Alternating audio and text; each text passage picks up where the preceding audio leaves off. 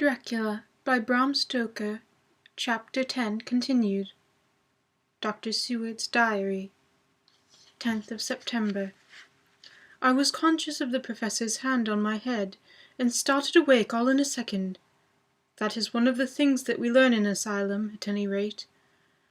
And how is our patient? Well, when I left her, or rather when she left me, I answered. Come, let us see, he said, and together we went into the room. The blind was down, and I went over to raise it gently, whilst Van Helsing stepped with his soft, cat-like tread over to the bed. As I raised the blind, the morning sun flooded the room. I heard the Professor's low hiss of inspiration, and knowing his rarity. A deadly fear shot through my heart. As I passed over, he moved back, and in his exclamation of horror, "Gott in Himmel!" needed no enforcement from his agonized face. He raised his hand and pointed to the bed, and his iron face was drawn and ashen. I felt my knees begin to tremble. There on the bed, seemingly in a swoon, lay poor Lucy, more horribly white and wan-looking than ever. Even the lips were white, and the gums seemed to have shrunken back from the teeth, as we sometimes see in a corpse after a prolonged illness. Van Helsing raised his foot to stamp in anger, but the instinct of his life and all the long years of habit stood to him, and he put it down again softly. "Quick," he said. "Bring the brandy." I flew to the dining room, returned with the decanter. He wetted the poor white lips with it, and together we rubbed palm and wrist and heart. He felt her heart, and after a few moments of agonizing suspense said, "It's not too late. It beats, though but feebly. All our work is undone. We must begin again. There's no young Arthur here now. I have to call on yourself this time, friend John." As he spoke, he dipped into his bag and produced the instruments for transfusion. I had taken off my coat and rolled up my shirt-sleeve. There was no possibility of an opiate just at present, and no need of one, and so, without a moment's delay, we began the operation. After a time, it did not seem a short time either, for the draining away of one's blood, no matter how willingly it be given, is a terrible feeling. Van Helsing held up a warning finger. "Do not stir," he said, "but I fear that with growing strength she may wake, and that would make great danger. But I shall precaution take. I shall give hypodermic injection of morphia." He proceeded then, swiftly and deftly, to carry out his intent. The effect on Lucy was not bad, for the faint seemed to merge subtly into the narcotic sleep. It was a feeling of personal pride that I could see a faint tinge of colour steal back into the pallid cheeks and lips. No man knows till he experiences it, what it is to feel his own life-blood drain away into the veins of a woman he loves. The Professor watched me critically. "That will do," he said. "Already?" I remonstrated.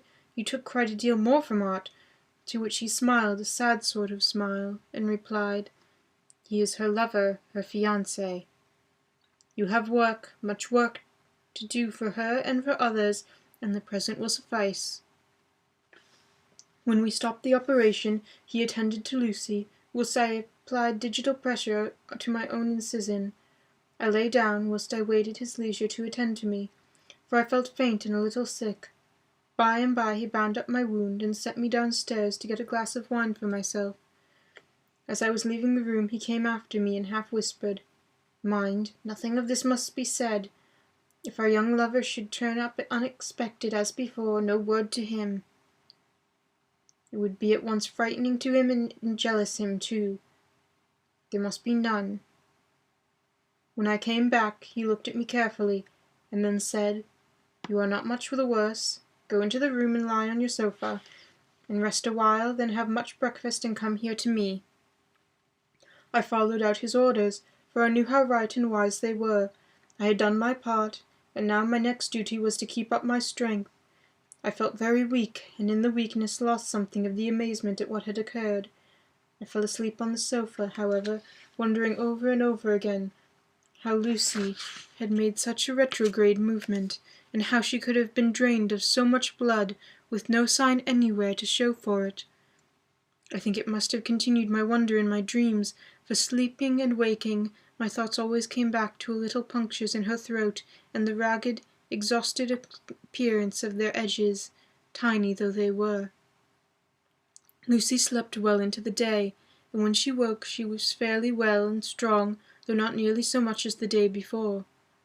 When Van Helsing had seen her, he went out for a walk, leaving me in charge, with strict injunctions that I was not to leave her for a moment.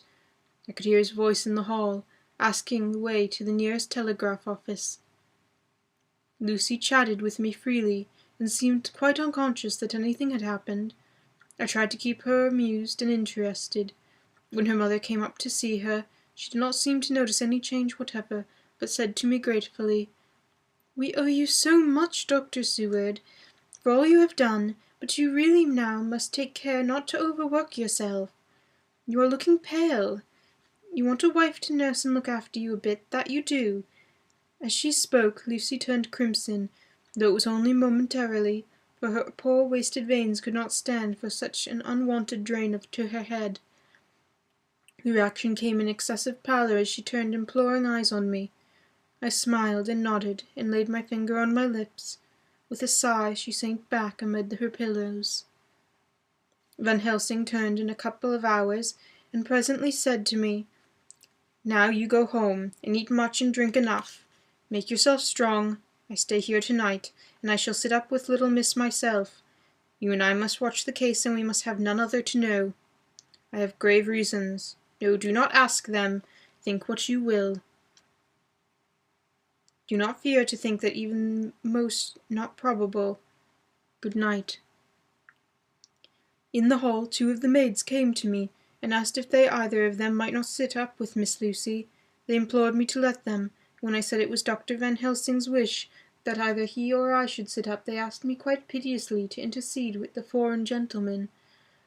I was much touched by their kindness. Perhaps it is because I am weak at present, and perhaps it was on Lucy's account that their devotion was manifested, for over and over again have I seen similar instances of women's kindness. I got back here in time for a late dinner, went my rounds, all well, and sat down was waiting for sleep. It is coming. 11th of September. This afternoon I went over to Hillingham, found Van Helsing in excellent spirits, and Lucy much better. Shortly after I arrived, a big parcel from abroad came for the Professor. He opened it with much impressment, assumed, of course, and showed a great bundle of white flowers. "These are for you, Miss Lucy," he said. "For me, oh, Dr. Van Helsing?" "Yes, my dear, but not for you to play with. These are medicines." Here Lucy made a wry face. "Nay, but they are not to take in a decoction or a noxious form, so you need not snub that so charming nose, or I shall put out my friend Arthur what woes he may have to endure in seeing so much beauty that he so loves so much distort. Aha, my pretty miss, bring that so nice nose all straight again. This is medicinal, but you do not know how. I put him in your window, I make pretty wreath, and hang him round your neck, so that you sleep well. Oh yes, they, like the lotus flower, make your trouble forgotten. It smells so like the waters of Lethe, of that fountain of youth that the conquistadors sought for in the Floridas, and find him all too late." Whilst he was speaking, Lucy had been examining the flowers and smelling them. Now she threw them down, saying with half laughter and half disgust, "Oh, Professor! I believe you are only putting up a joke on me.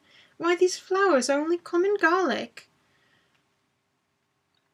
To my surprise, Van Helsing rose up and said with all his sternness, his iron jaw set and his bushy eyebrows meeting, "No trifling with me. I never jest.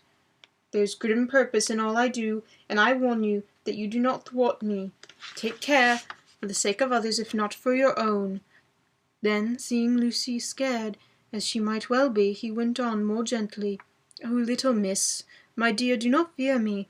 I only do for your good, but there is much virtue to you in those so common flowers. See, I place them myself in your room. I make myself the wreath that you are to wear. But hush, no telling the others that make them so inquisitive questions. We must obey, and silence is a part of obedience, and obedience is to bring you strong and well into loving arms that wait for you." Now sit a while. Come with me, friend John, and you shall help me deck the room with my garlic, which is all the way from Haarlem, where my friend Vanderpool raised herbs in his glass houses all the year. I had to telegraph yesterday, or they would not have been here."